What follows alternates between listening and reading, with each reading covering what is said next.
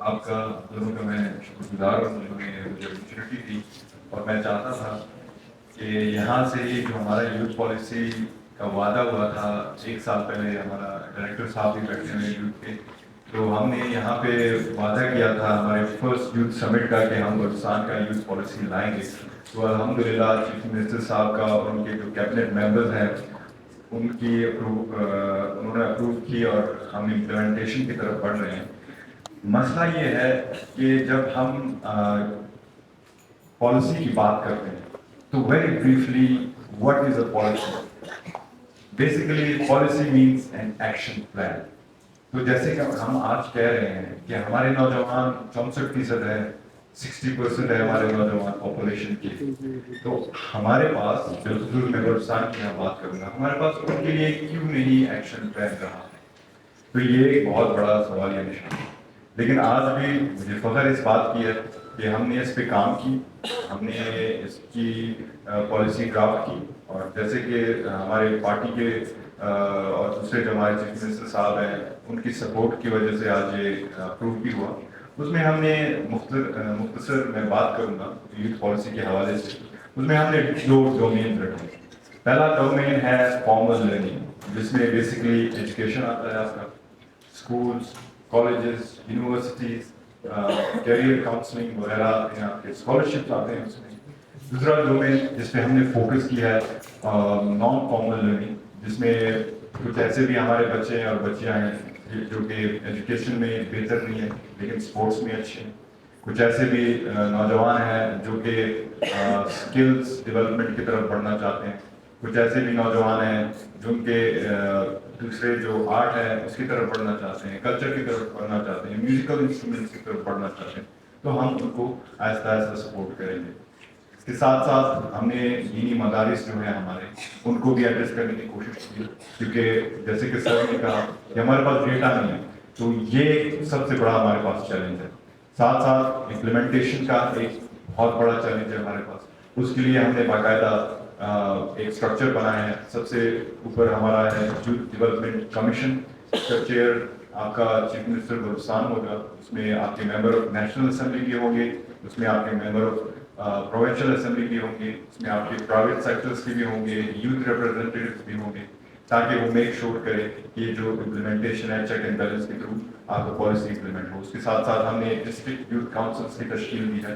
District youth councils کا main function جو ہوگا وہ ہمارے ساتھ جو ہمارا یوتھ ڈیولپمنٹ کمیشن ہے اس کے ساتھ تھرو ہوں گے. جیسے سر نے کہا کہ ڈیٹا ہمارے پاس نہیں ہے، تو ہم نے کوشش کی ہے کہ ہر ڈسٹرکٹ کو، جتنے بھی ہمارے بلوچستان میں ڈسٹرکٹس ہیں، فار فلنگ ایریاز ہیں، اس کو ایڈریس کرنے کی کوشش کی ہے تھرو یوتھ کاؤنسلس، تاکہ ہمارے پاس وہ ڈیٹا آ جائے. کیونکہ ہمارے پاس اگر ہم frankly speaking we only have this data that our population is 64% youth. Balochistan میں ہمارے پاس کوئی اور اسٹیٹسٹک نہیں ہے کہ ہمارا یوتھ کتنا ان امپلائڈ ہے، ہمارے پاس کتنے ایجوکیٹڈ نوجوان ہیں، سو اینڈ سو آن.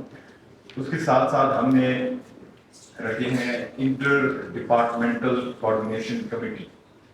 کیونکہ میں خود تھائیلینڈ سے پڑھ کے آیا ہوں اور میں ٹیم ورک جو ہوتا ہے اس کا میں تابع بھی ہوں اور اس کا میں خواہشمند بھی ہوں.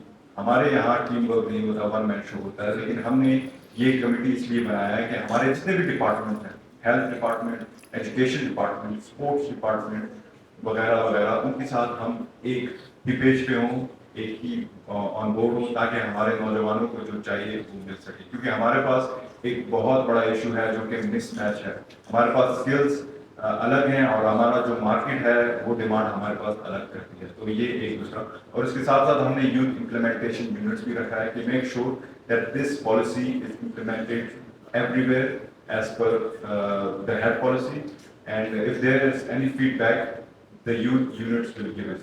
And ساتھ ساتھ ہم نے اس کو مانیٹرنگ کے لیے ایولیوشن اینڈ مانیٹرنگ ماڈل پہ ہم کام کریں تاکہ ہمیں پتہ چلے. اور اینولی اس کا ہم، کیونکہ ٹرانسپیرنسی کا بھی میں بہت قائل ہوں اور ہمارے نوجوانوں کو چاہیے کہ ہم سے ایز اے ریپرزینٹیو، ہم سے ایز اے گورنمنٹ کو ہم سے سوال بھی کریں. تو یہ موقع ہم ان کو دے رہے ہیں کہ ہم اس یوتھ پالیسی کی امپلیمنٹیشن کے اوپر ایک باقاعدہ اینولی رپورٹ ہم چھاپیں گے. وہ عوام کے لیے ہوگا تاکہ ہمیں آپ کی بھی فیڈ بیک کی درکار ضرورت ہے. اور اس میں ہم نے گولز رکھے ہیں. 2025 کا ایک ہم نے گول رکھا ہے 2030 तक हमने गोल रखा है जिसमें हम 100,000 opportunities through private public partnership के तहत हम बढ़ रहे हैं। साथ साथ हम क्योंकि हमारा जो एजुकेशन इनरोलमेंट है बहुत कम है as compare to other provinces, और साथ साथ जो हमारा स्कूल ड्रॉप आउट रेट्स हैं वो अलार्मिंग है, तो हम कोशिश कर रहे हैं कि उसको कम से कम कराएं। इसी तरह स्पोर्ट्स में हम स्कॉलरशिप दे रहे हैं।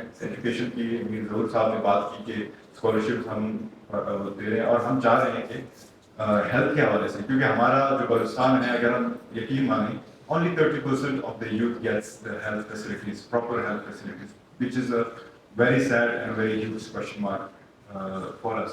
तो हम चाह रहे हैं कि इस पॉलिसी के तहत उन पे लागू हो कि हमारे नौजवानों को फ्रेंडली हेल्थ माहौल मिले और साथ साथ उनको हेल्थ फैसिलिटीज भी साथ साथ मिले। रिसोर्स एंड बजट एलोकेशन भी हमारे पास इसका एक बहुत बड़ा चैलेंज होगा। हम शुक्रगुजार हैं कैबिनेट के और ख़ास तौर पर मीर सरफराज मुफ्ती के जिन्होंने यूथ का बजट भी बढ़ाया है, और साथ साथ उन्होंने हमसे ये वादा भी किया है कि हर साल they will increase this budget bye 20%। इसका वजह ये है कि हमारे जितने भी प्रॉब्लम्स हैं हम उसको एड्रेस कर सकें। As we all know that modern problems they need modern solutions, और साथ साथ हम साइंस मैथ्स टेक्नोलॉजी वगैरह पर भी काम करें ताकि हमारे नौजवानों को इसमें प्लेटफॉर्म मिले।